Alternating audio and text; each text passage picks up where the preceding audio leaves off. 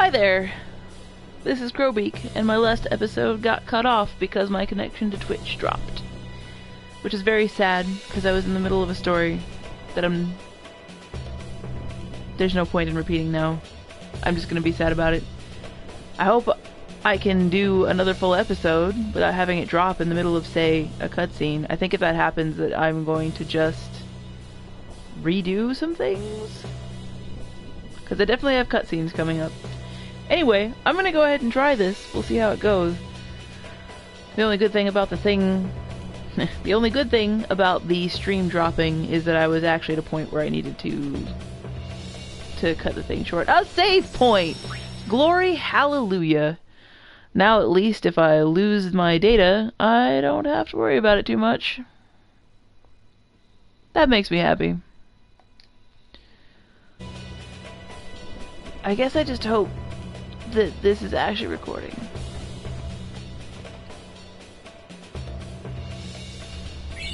More stuff. More offers to help the summoner on her journey. One thing that's interesting, most of the things that people are giving us to help us on our journey are not really significant. And when I say that, I mean in terms of the amount of impact they'll make on what we're doing. Each individual donation is, you know, a potion here, a potion there. But it is an expression. It's the act itself is of giving something to the summoner as a thank you is really the main thing there. And this is kind of a reflection of Japanese culture in general. They give little inconsequential gifts very often. They'll give you tea or a cheap towel, or and when I say a cheap towel, I mean like a really cheap towel.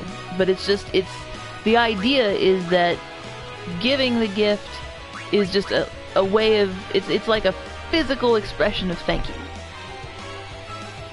And so all of these little potions and stuff that we're being given is just that in the game to help bolster this idea that everyone respects the summoner and appreciates what they're doing to try to stop sin.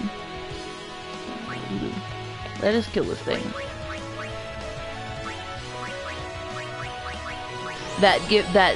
The cultural impact of Japanese gift-giving practices on the game is not a thing I had thought of before now. It's one of those things that, having lived in Japan, is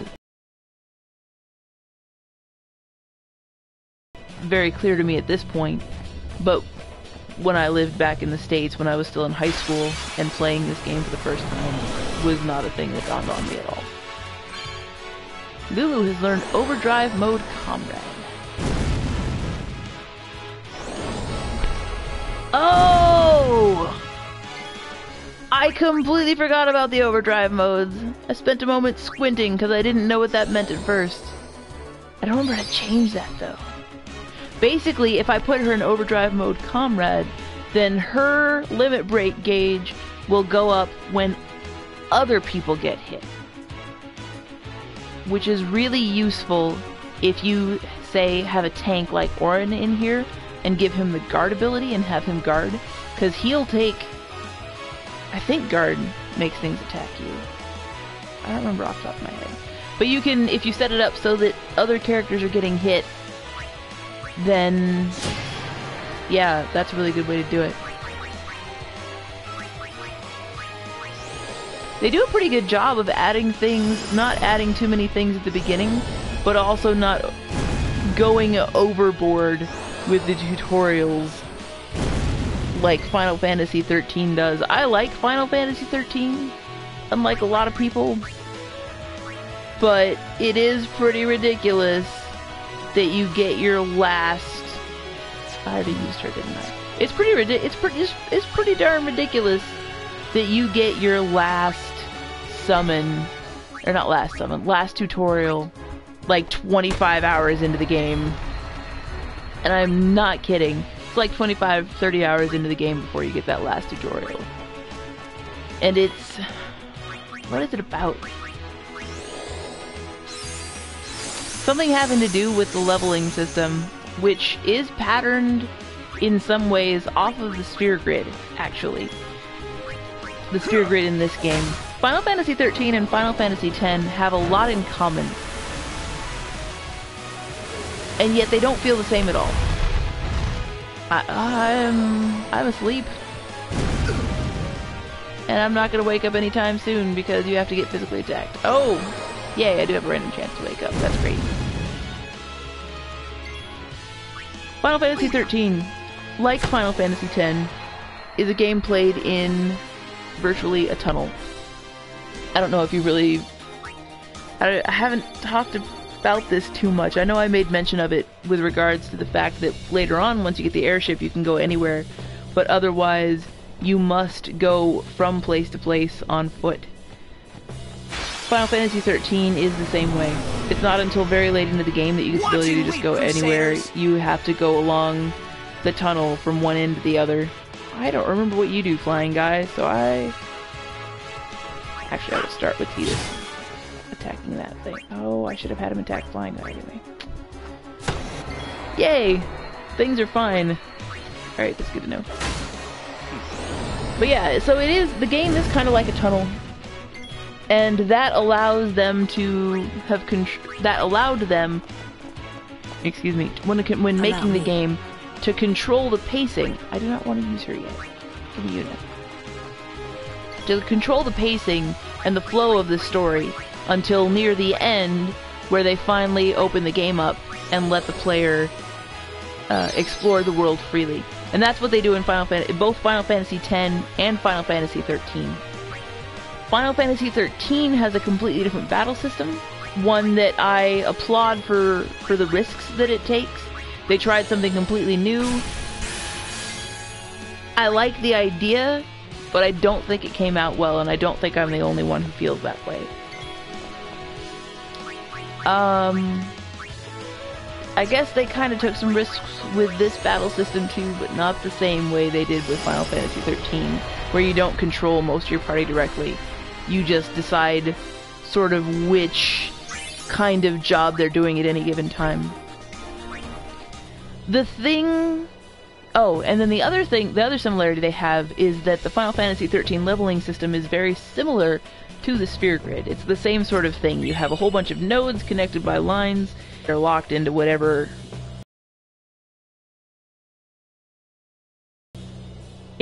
paths they're given. They eventually unlock the ability to do all the different kinds of jobs, but it's much more controlled than even the original sphere grid was, and certainly more controlled than the expert sphere grid is. There's also, even if two people have the same jobs, they don't necessarily have access to the same abilities within that job. So they'll be the same kind of character, but still have different strengths and weaknesses. Which is mechanically interesting, but it's not as fun as the sphere grid by any stretch of the imagination. I think the key difference between 13 and 14, because there are people who love 10 that hate, not 13 and 14, gosh, 13 and 10. I think the key difference, because there are a lot of people who really like Final Fantasy X who did not like Final Fantasy 14. Sorry, Final Fantasy 13. I can't numbers, apparently. The key difference, I think, is the story and the characters. It seems like with Final Fantasy 13, you either really get into the story and the characters, and it pulls you through the flaws of the game's battle system, because it gets really grindy in places. There are definite places where if you haven't done enough grinding, you're not going to be able to move forward in the story. But if you really get into the story and the characters and the setting, then it will pull you through, even with all that grinding, whether you want to do it or not. And if you don't, then the game is just going to drag on you. I've seen this happen with a friend of mine. I told him he should try Final Fantasy 13. He has been having a devil of a time getting into it. It's really unfortunate. There's a lot of good to that setting, but I can see how someone just wouldn't be able to get into it. And I think Final Fantasy X, I believe, 10 potions, nice. Not that I'm using them very quickly. Final Fantasy X has a more... The characters in the storytelling, it's so good. It really is, it's great. Yuna is not really needed at the moment. I would rather have Laka kill this thing in the middle because I still don't remember what it does. And it kind of looks like a glitzy showboat version of those things that confuse me. So, by confuse me, I mean confuse my party members. Literal confusion. As in the status effect. It might be later than I think it is. Cheers! It is later than I think it is. Oh boy. Let's see. Who have I not used? I have not used Kamari. Steal its magic points! And maybe some hit points. Yuna. Heal yourself. And then Lulu will come out and hopefully actually damage this thing enough. Allow me. I might have to take some time. I might have to take a moment to throw people around the sphere grid. Probably should. Kinda want to get to the next save point first. We shall see. Hey Lucille! Having a ball? We've been expecting you. Please Dot proceed. dot dot. That was a bad joke. I'm not sorry. I like bad jokes. I am going to take a moment to do some sphere grid things. I apologize. Let's see. Move to here.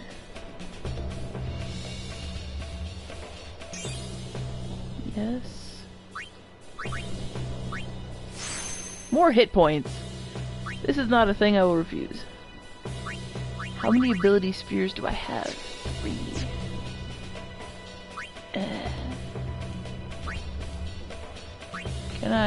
Can I look at this without? That's not right, because I can never no. And of course their names are still in the way. This does not please me. I think this goes this way. I was gonna take her this way and get life.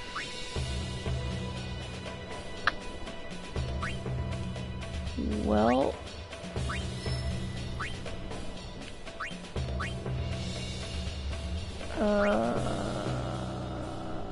how much?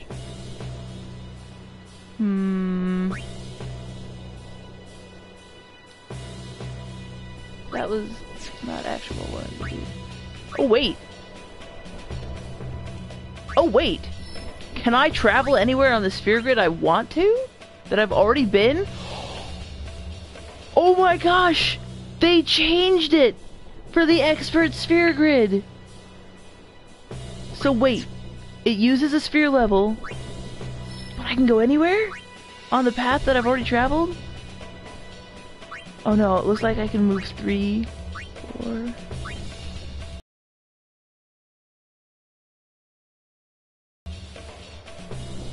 Oh, that's beautiful!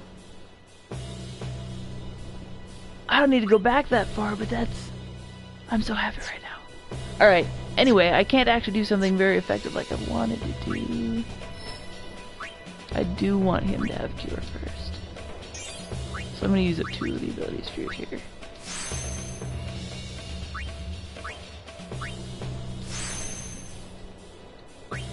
And... I do not want to put a Lux Sphere in. The reason the Lux Sphere can be used right here, the Lux Sphere actually goes in an empty sphere slot. You can fill these up and give your characters even more stats. I don't remember what luck does, but I remember that Lux Spheres are really rare. The Fortune Sphere I got out of a chest earlier can be used to activate a Lux Sphere on the sphere grid, and that is a great thing.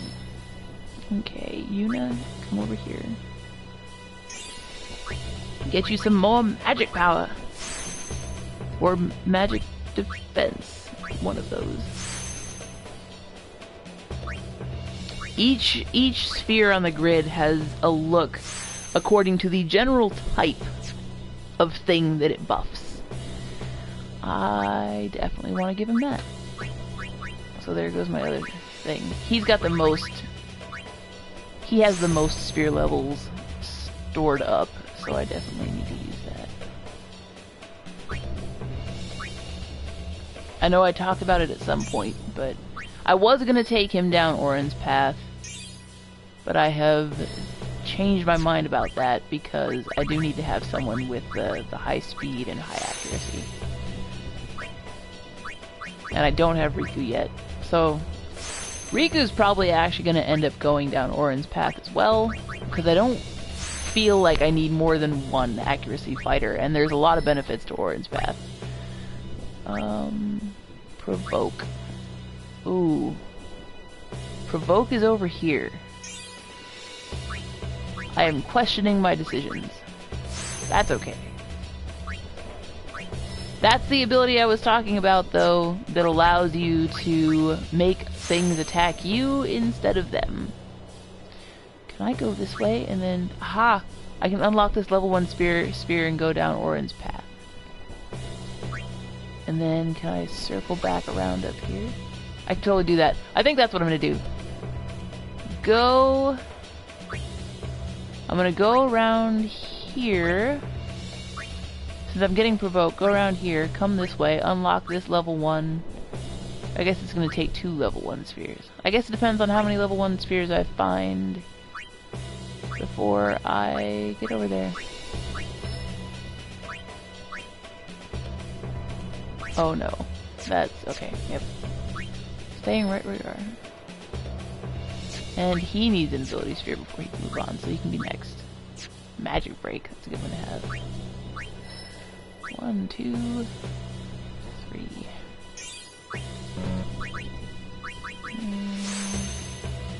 Oh. That's useful. That is very useful. Right. I can't really do anything useful with the amount of sphere levels and the spheres I currently have, so here we go.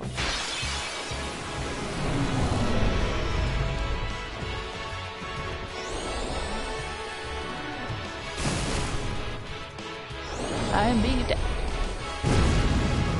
Ouch.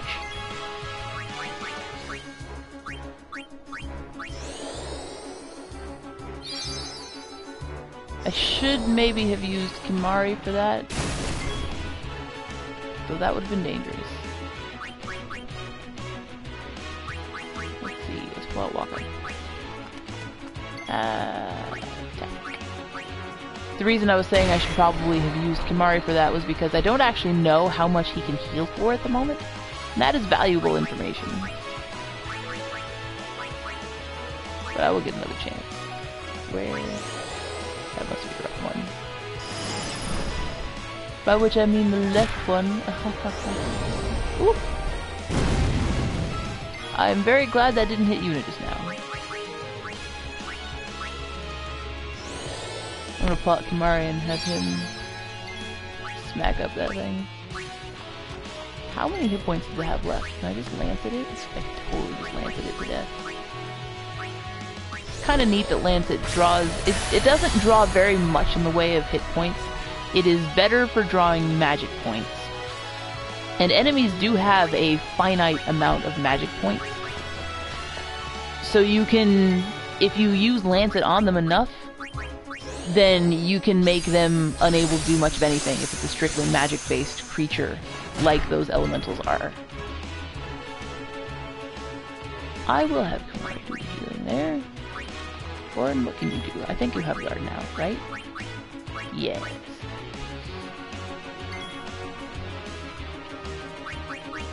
Stuff and things and things and stuff. Ah, yes. You can draw all the magic points out of an enemy to run them out of the ability to do anything to you. That is not white magic. But really, Lancet is best for restoring magic points to someone who doesn't have enough. Although in this case, I used it because I knew that the Lancet was also going to do enough damage to kill the thing. Farewell. Anyway, Guard is apparently also an ability that will allow you to cover for someone. So I think one of the things I'm going to do after this episode is try and figure out how to change overdrive modes, because overdrive mode other on Lulu... The presence of a maester and a summoner is great for the troops' morale. Myself included. Thank you for being here, my lady. We're just trying to pass through. Except Seymour diverted me this way. See? I told you this was gonna be a normal enemy at some point. This is the exact same enemy. I think it's called a zoo. This is the exact same enemy that was a mini-boss during the Blitzball tournament. That is not where I will find you. I don't remember what it takes to kill this guy. Ow. I do know what it takes to make it so he can't really hit me. That's not it. That's not it either. There we go.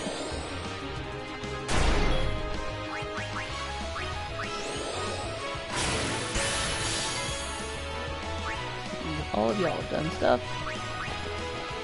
Lulu, who now has a decent amount of hit points. Yay.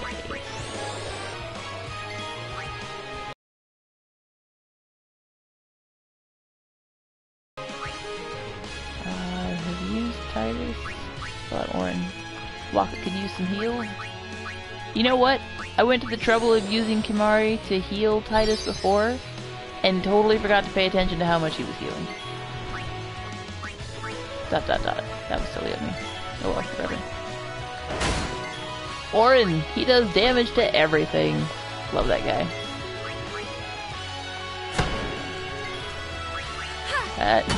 That was silly.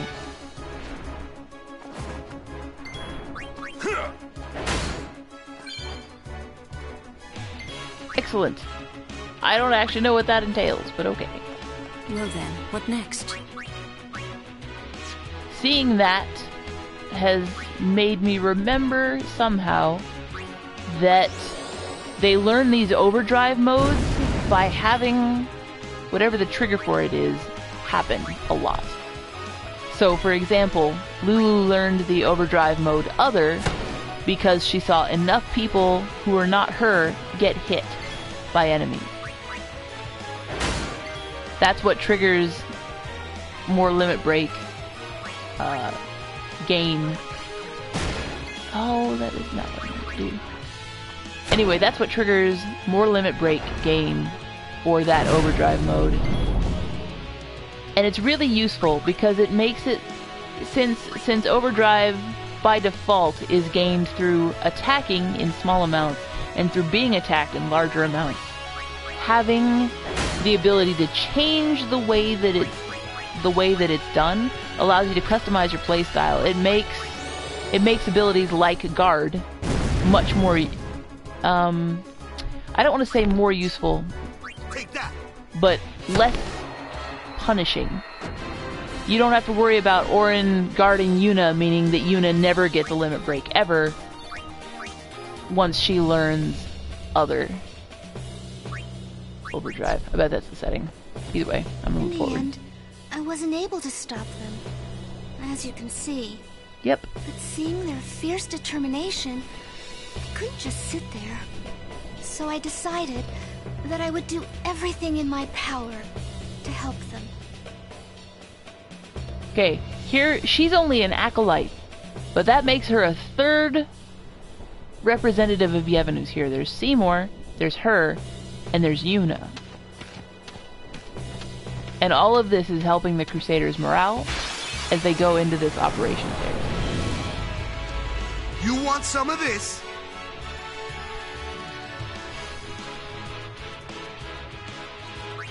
You can attack this guy.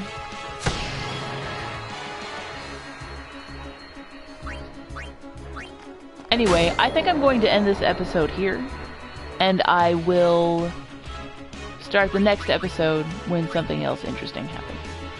Have a good one.